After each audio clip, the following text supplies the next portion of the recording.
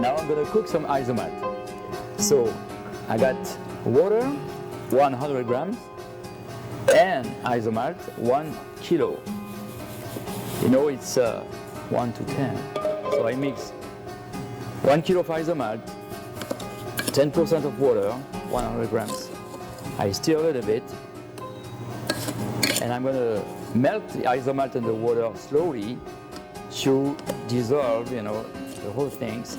The good thing doing this recipe by mixing isomalt and water, you can walk away from the stove and do something else. So as soon you mix a little bit like this, you can just let it melt and let it cook. It's gonna be about maybe 20 minutes to cook to 329 Fahrenheit, which is 165 Celsius. So you see after a few minutes already, the isomalt is almost dissolved and it's very liquidy now. So now you see it's boiling. It means that it came into cooking really now. So still have a lot of water need to get evaporated. So it's going to take about 10 minutes now to reach the right temperature. And I try not to stir too much. You know, right now I just have to let it cook. It's 166 now. It's reached the temperature, so right away I have to put some sugar.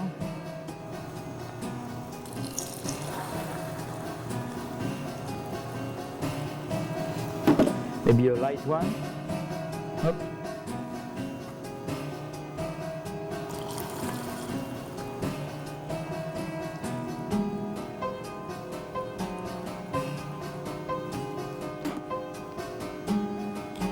Some white color.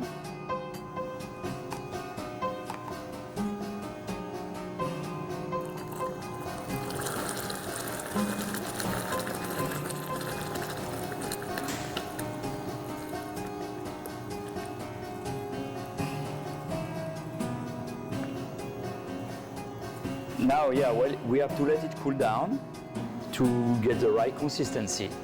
You know, it cannot be too hot in order to avoid the bubbles in the silicone mold.